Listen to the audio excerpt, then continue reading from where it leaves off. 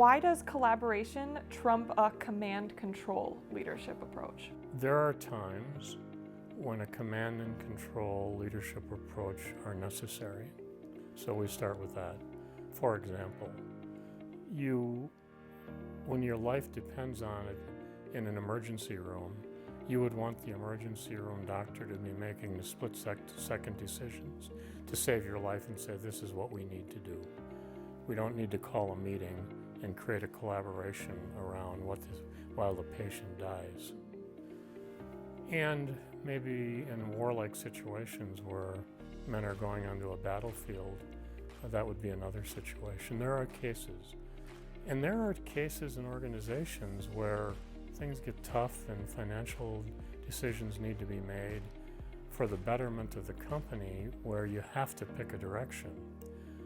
But if you can involve people, if you can use their ideas, if you can really generate the best thinking in the room by having people participate,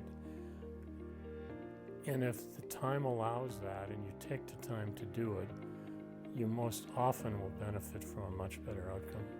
You get true buy-in, it's collaborative experience, and it's not that the leader necessarily has the best idea, but it's the best idea in the room wins. And that's hard for some people to do because their egos get so tightly wound with the idea. I think it undermines their role as leader if they say, you know, maybe somebody else in the room has a better idea.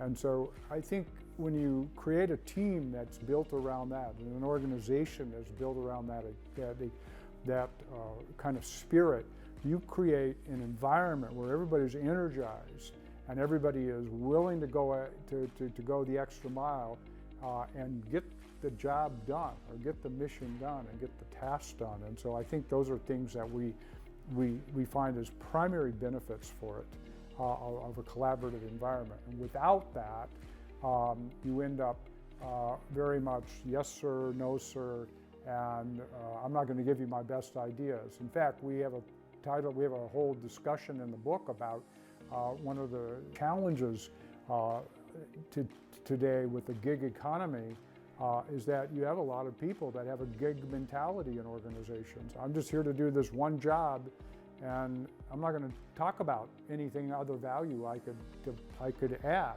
And they're treated like gig workers, and you can't have an organization survive where the gig mentality pervades the entire organization.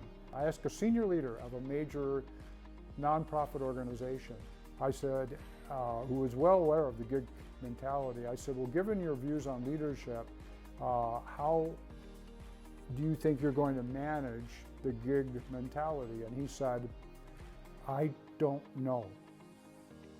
And so I think that's a challenge out there that many leaders are going to have to deal with.